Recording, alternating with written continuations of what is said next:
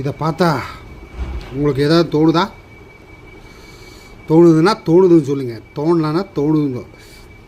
இங்கே 10 ரூபா தெரியுதா? இங்கே 10 ரூபா தெரியுதா? இங்கே 10 ரூபா தெரியுதா? இங்கே 10 ரூபா தெரியுதா? நம்பர் தெரியுதா? நம்பர் ஃபுல்லாக தெரியுதா? ரிசர்வ் பேங்க் தானே அடிச்சிருக்கு, ரிசர்வ் பேங்க் ஆஃப் இந்தியா தானே அடிச்சிருக்கு. எல்லாமே இருக்குதா?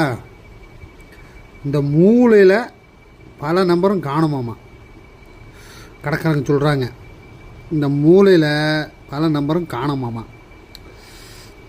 எனக்கு ஒன்றும் புரியல.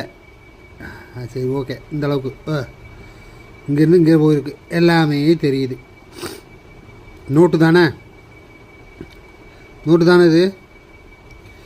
10 ரூபா எனக்கு கொடுத்ததும் கடைக்காரங்க தான். நான் போய் கொடுத்தாலும் வாங்க மாட்டேங்கிறாங்க. என்ன பண்ணலாம்? எனக்கு ஒன்றும் புரியல. நான் வாங்கிட்டு வந்துட்டேன். சரி, ஓகே, எல்லா நம்பரும் எல்லாம் தெரியுது அப்படின்னு சொல்லிவிட்டு நான் வாங்கிட்டு வந்தேன். கடையில் இருக்கிறவங்க வாங்க மாட்டேங்கிறாங்க.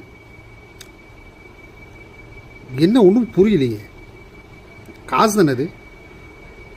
நான் இதுக்கு வந்துட்டு 10 நிமிஷம் வேலை செய்யணும். 10 நிமிஷமா, அரை மணி நேரம் 1/4 மணி நேரம் வேலை செய்யணும். இந்த 10 ரூபாய்க்கு, இந்த 10 ரூபாய்க்கு 1/4 மணி நேரம் வேலை செய்யணும். கிழிஞ்ச நோட்டு நீங்கள் கொடுக்குறீங்க, நான் வாங்குகிறேன். ஆனால் நான் கொடுத்தா நீங்கள் வாங்க மாட்டேங்கிறீங்களே. இந்த 10 ரூபா யூஸ் ஆகுமா ஆகாதா? யூஸ் ஆகும். இது யூஸ் ஆகும். இந்த 10 ரூபா ஒரிஜினல் உள்ள காந்தி தாத்தாவும் தெரிகிறாரு, கள்ள நோட்டும் கிடையாது. இந்த நோட்டு செல்லும்.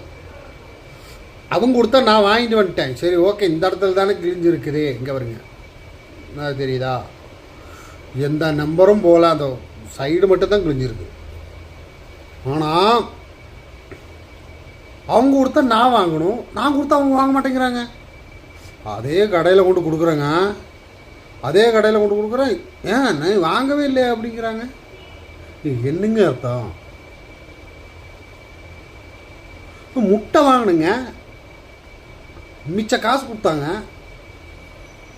வாங்கிட்டு வந்தேன். 50 ரூபா கொடுத்தது, மிச்ச காசு முட்டை வாங்கிட்டு வந்தேன். என்னங்க அர்த்தம்? அவங்ககிட்ட கொண்டு கொடுத்தாங்கன்னா இது செல்லாதுங்க அப்படிங்கிறாங்க. என்னடா அது அநியாயமாக இருக்குது.